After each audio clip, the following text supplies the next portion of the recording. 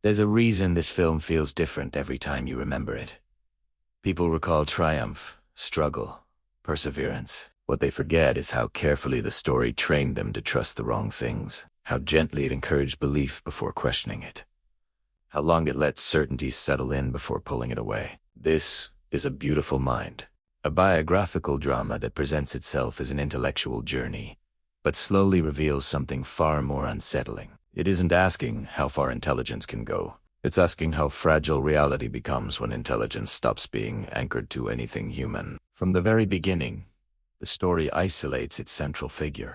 He enters the world like someone stepping onto unfamiliar ground, observant but detached. His intelligence is immediate, but not warm. It doesn't reach outward. It folds inward. He doesn't crave connection. He craves originality. To be first, to be undeniable.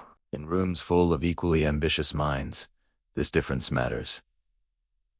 Others compete by refining ideas. He waits for something entirely new. Not because it's better, but because it guarantees distance.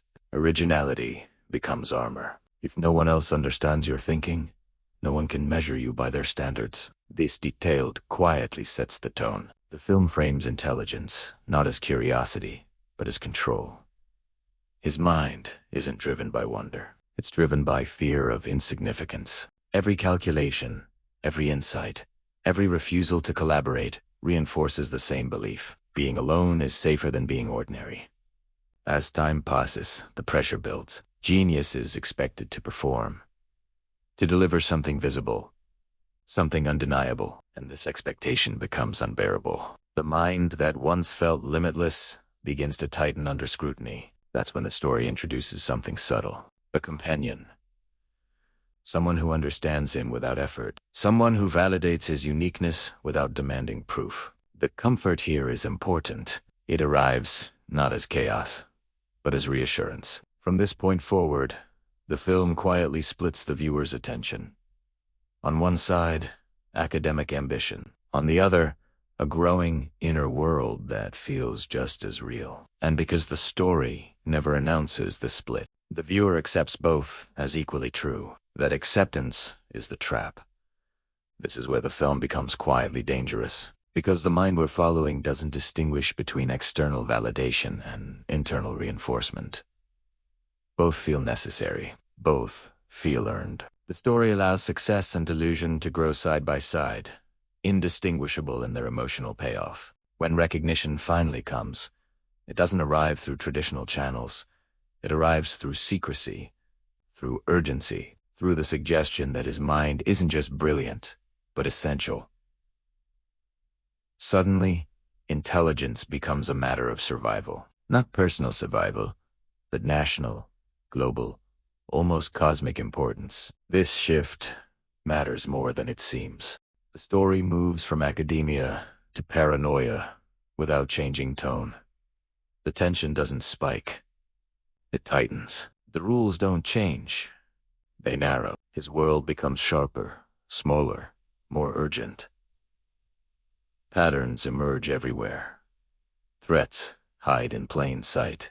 Meaning attaches itself to randomness. And the most unsettling part is how reasonable it feels. Because the film never portrays this as madness. It portrays it as purpose. A man who once feared irrelevance now fears exposure. His intelligence, once a shield against insignificance, becomes a reason to hide. To protect secrets no one else can see. This is where the viewer should feel uneasy, even if they don't know why yet. The story introduces love, not as salvation, but as grounding. A presence that demands attention to the present, to the physical world, to something uncalculated. And for a moment, it works. His mind softens. His focus widens. The patterns recede just enough to seem manageable, but they never disappear because the film is careful. It doesn't frame the mind as broken. It frames it as overactive, as too efficient at finding meaning, too skilled at connecting dots that were never meant to connect. Intelligence, here, isn't a gift that malfunctioned. It's a tool that exceeded its environment. This detail changes how the threat should be understood. The danger isn't that his mind lies to him, it's that it convinces him those lies are necessary, protective, even noble. As external pressures increase, the internal world responds by tightening control. Surveillance becomes constant. Trust erodes. Every interaction carries the possibility of deception. And because his intelligence has always rewarded suspicion over vulnerability, the descent feels logical, not dramatic. The film never rushes this transformation. It lets discomfort accumulate slowly. Scenes repeat with small distortions. Familiar spaces feel hostile. Ordinary moments carry hidden weight. And still, the viewer is encouraged to follow him without question until the first fracture appears, not as an explosion, not as a breakdown, but as a realization that arrives too late, that something fundamental has been misread, that certainty has been borrowed, not earned, that what felt like external pressure may have always been internal insistence. The story doesn't resolve this immediately. It lets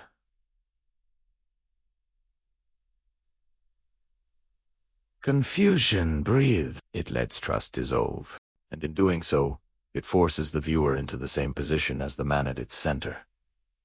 Questioning memories, reevaluating moments, wondering which parts were solid and which were imagined. This is where the experience quietly shifts. Because now, intelligence becomes something else entirely. Not power, not status, but a burden that must be managed. The same mind that once promised transcendence now threatens stability. And the question is no longer how brilliant he is, but whether brilliance alone can sustain a life. The film pauses here, not with clarity, but with weight, with the uneasy sense that the most important battle hasn't been revealed yet. That understanding is still incomplete, that what comes next will not be about victory, but about choice. And that realization, once it settles, is impossible to ignore.